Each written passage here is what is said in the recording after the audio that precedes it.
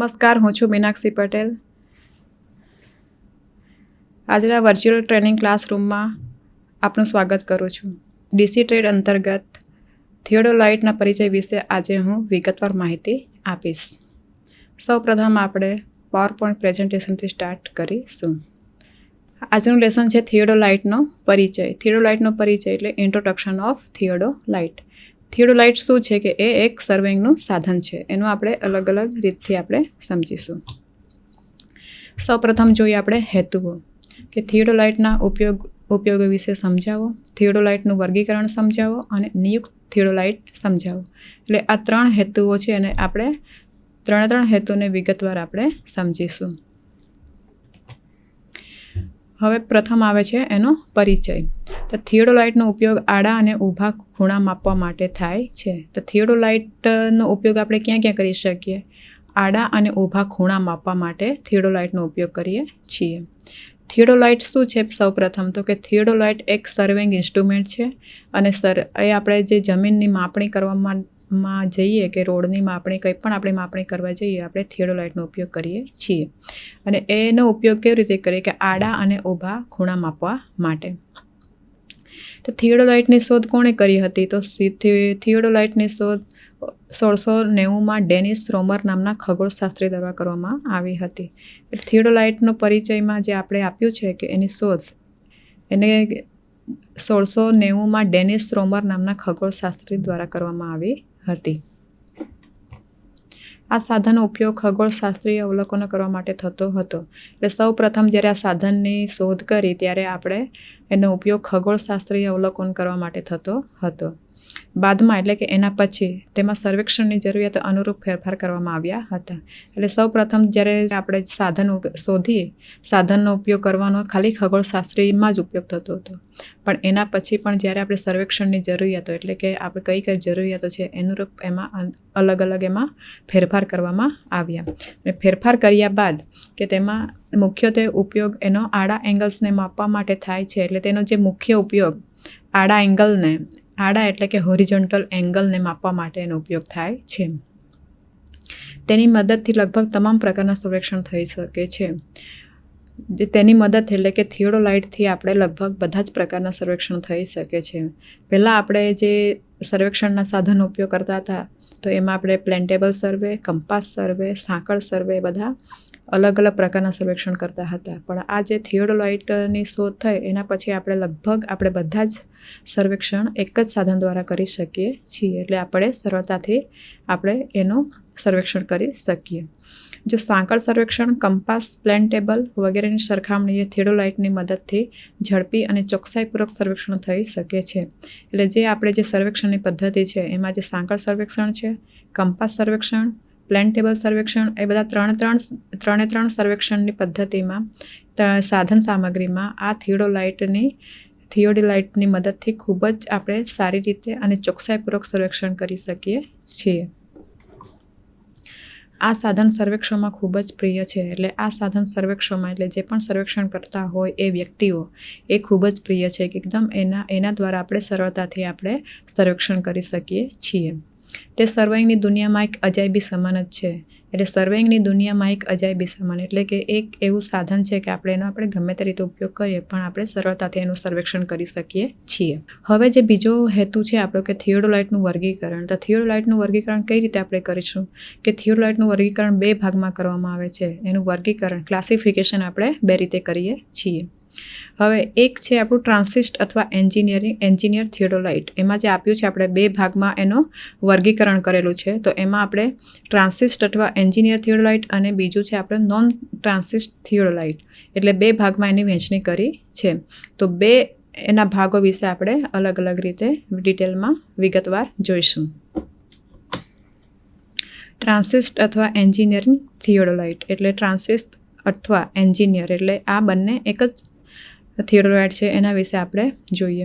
ટ્રાન્સિસ્ટ થિયોડોલાઇટમાં તેનું ટેલિસ્કોપ તેની ક્ષિતિજ ધરીને કાટખૂણે બેસાડેલું હોય છે.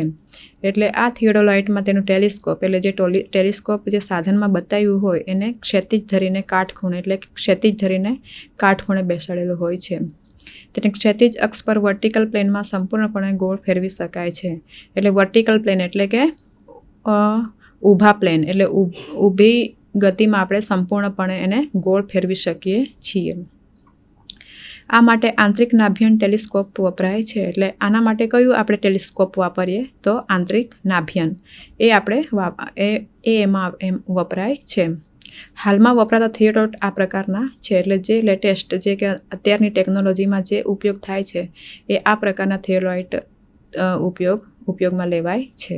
નોન ટ્રાન્સિસ્ટ થિયોલાઇટ જે પહેલાંમાં જોયું આપણે ટ્રાન્સિસ્ટ થિયોડોલાઇટ અને હવે પછી જે આપણું આવે છે નોન ટ્રાન્સિસ્ટ થિયોડોલાઇટ. નોન ટ્રાન્સિસ્ટ થિયોડોલાઇટમાં તેનું ટેલિસ્કોપ તેની ક્ષિતિજ અક્ષ ઉપર વર્ટિકલ પ્લેનમાં સંપૂર્ણપણે ગોળ ફેરવી શકાતું નથી. જો આમાં પોઈન્ટ કેવો આપ્યો છે કે નોન ટ્રાન્સિસ્ટ થિયોડોલાઇટમાં તેમાં આપણે ટેલિસ્કોપ વર્ટિકલ પ્લેનમાં આપણે સંપૂર્ણપણે ગોળ ફેરવી શકતા હતા, જ્યારે આ થિયોડોલાઇટમાં આપણે સંપૂર્ણપણે ગોળ ફેરવી શકતા નથી, પરંતુ અમુક મર્યાદિત ખૂણા સુધી જ ફેરવી શકાય છે. એટલે ચોક્કસ અમુક જે મર્યાદિત ખૂણા આપ્યા હોય ત્યાં સુધી જ આપણે એને ફેરવી શકીએ છીએ. આ પ્રકારના થિયોલાઇટ હવે ખાસ વપરાતા નથી. એટલે આ પ્રકારના થિયોલાઇટ વપરાતા નથી. જે આપણું ટ્રાન્સિસ્ટ થિયોલાઇટ આપ્યું છે એ આપણને સંપૂર્ણપણે આપણે ગોળ ફેરવી શકીએ, બધી રીતે એનો સારી રીતે ઉપયોગ કરી શકીએ. એના માટે આપણે હાલમાં જે છે લેટેસ્ટ આપણે એ જ થિયોલાઇટનો ઉપયોગ કરીએ છીએ. દાખલા તરીકે વાય થિયોડોલાઇટ અને એવરેસ્ટ થિયોડોલાઇટ. એટલે જે આ પ્રકારના ખાસ વપરાતા નથી તે આ બે પ્રકારના છે કે વાય થિયોડોલાઇટ અને એવરેસ્ટ થિયોડોલાઇટ. હવે આ જે બે થિયોડોલાઇટ આપ્યા છે એના આપણે તફાવત વિશે થોડીક સમજ મેળવીએ. તો ટ્રાન્સિસ્ટ થિયોડોલાઇટ અને નોન ટ્રાન્સિસ્ટ થિયોડોલાઇટ. હવે જે પહેલો પોઈન્ટ છે ટેલિસ્કોપને ક્ષિતિજ અક્ષ પર વર્ટિકલ પ્લેનમાં સંપૂર્ણપણે ગોળ ફેરવી શકાય છે. જે પહેલો પોઈન્ટ આપણે આપ્યો છે કે ટેલિસ્કોપને ક્ષિતિજ અક્ષ પર વર્ટિકલ એટલે કે ઊભા પ્લેનમાં આપણે સંપૂર્ણપણે ગોળ ફેરવી શકાય છે, જ્યારે આ ટેલિસ્કોપમાં તેની ક્ષિતિજ અક્ષ ઉપર વર્ટિકલ પ્લેનમાં સંપૂર્ણપણે ગોળ ફેરવી શકાતું નથી. એટલે આમાં આપણે સંપૂર્ણપણે ગોળ ફેરવી શકતા નથી, પરંતુ અમુક ચોક્કસ મર્યાદામાં જ આપણે ખૂણા ફેરવી શકીએ છીએ. હવે જે બીજો પોઈન્ટ આવે છે કે થિયોડોલાઇટની સ્થિતિ ફેસ લેફ્ટ અને ફેસ રાઇટમાં બદલી શકાય છે. એટલે જે થિયોડોલાઇટની સ્થિતિ છે એમાં ફેસ લેફ્ટ એટલે કે ડાબી બાજુનો ફેસ હોય તો આપણે જમણી બાજુ પણ એનો ફેરવી શકાય, પણ નોન ટ્રાન્સિસ્ટ થિયોડોલાઇટમાં આપણે એ કરી શકતા નથી. એટલે કે ફેસ લેફ્ટમાંથી કે લેફ્ટ ફેસથી આપણે રાઇટ ફેસમાં બદલી શકતા નથી. એ જ રીતે ત્રીજો પોઈન્ટ છે કે આ પ્રકારના થિયોડોલાઇટથી પાછળના અવલોકન બેક સાઇટિંગની રીતથી થઈ શકે છે, અને નોન ટ્રાન્સિસ્ટ થિયોડોલાઇટમાં આ પ્રકારના થિયોડોલાઇટથી પાછળના અવલોકન બેક સાઇટિંગ રીતથી થઈ શકતું નથી. એટલે આમાં જે તફાવત બતાવ્યો છે આપણને કે ટ્રાન્સિસ્ટ થિયોડોલાઇટથી આપણે જે બેક સાઇડના અવલોકન એટલે કે બેક સાઇડનું રીડિંગ આપણે લઈ શકીએ છીએ, જ્યારે નોન ટ્રાન્સિસ્ટ સિસ્ટમથી આપણે બેક સાઇડનું રીડિંગ લઈ શકતા નથી. હવે જે 4 નંબરનું છે કે માલા રેખણ રીતથી ટેલિસ્કોપનું સંક્રમણ કરીને સજ્જડ સોય રીત વડે રેખાના બેરિંગ માપી શકાય છે. માલા રેખણ રીતથી એટલે જે આપણને અલગ અલગ રીતો આપી હોય એમાંની એક રીત છે માલા રેખણ. એ માલા રેખણ રીતમાં ટેલિસ્કોપનું સંક્રમણ કરીને સજ્જડ સોયની રીત વડે પણ રેખાનું બેરિંગ માપી શકાય છે, જ્યારે નોન ટ્રાન્સિસ્ટ થિયોડોલાઇટમાં ટેલિસ્કોપનું સંક્રમણ થઈ શકતું નથી, તેથી આ રીત વડે રેખાના બેરિંગ માપી શકાતા નથી.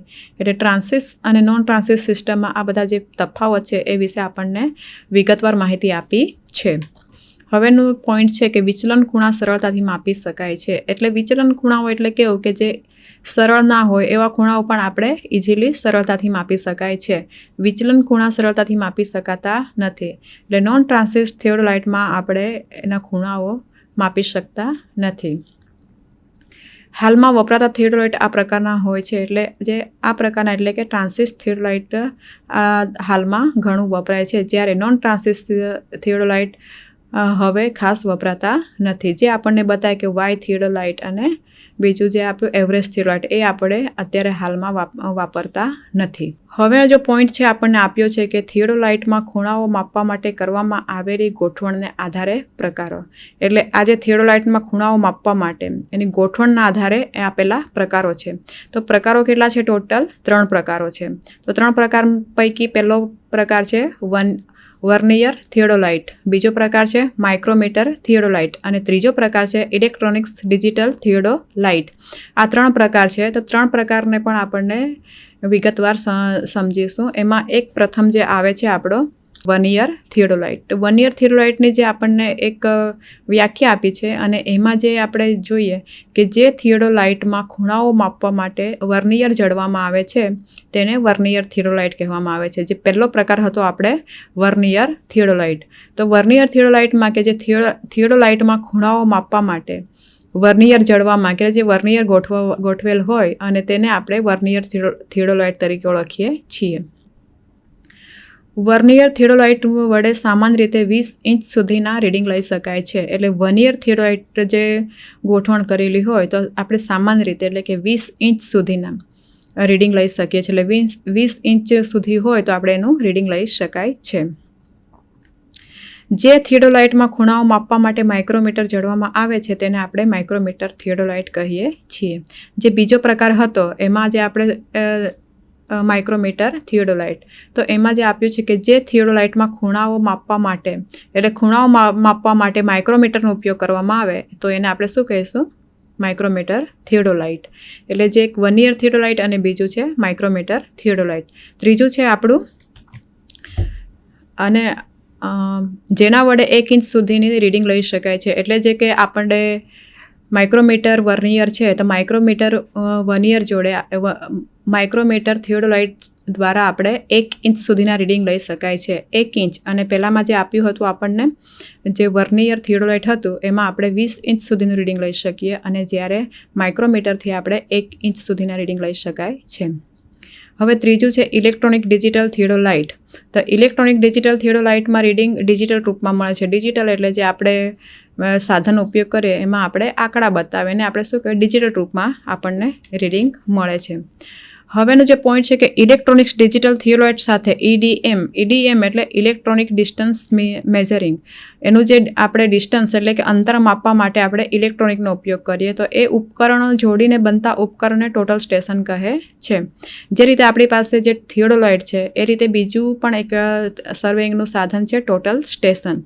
તો એ ટોટલ સ્ટેશનમાં આપણે જે ઇલેક્ટ્રોનિક ડિસ્ટન્સ મેઝરિંગ કરીએ એને એના દ્વારા માપ લઈએ તો એ સાધનને આપણે ટોટલ સ્ટેશન કહીએ છીએ. તો એના પછીનો જે પોઈન્ટ છે કે થિયોડોલાઇટનો હોદ્દો, ડેઝિગ્નેશન ઓફ થિયોડોલાઇટ. થિયોડોલાઇટનો હોદ્દો એટલે કે એનું કદ શું છે એના વિશે આપણે વાત કરીએ. તો કે થિયોડોલાઇટની નીચલી પ્લેટ ઉપર અંકિત વૃત્તને વ્યાસ તેનું કદ દર્શાવે છે. કદ એટલે હોદ્દો એનો. જે થિયોડોલાઇટ નીચલી પ્લેટ એટલે કે થિયોડોલાઇટનું જે સાધન છે એમાં જે નીચલી પ્લેટ હોય એના પર અંકિત વૃત્ત એટલે એનો વ્યાસ, એનું કદ એટલે કે એનો હોદ્દો, એનું ડેઝિગ્નેશન બતાવે છે.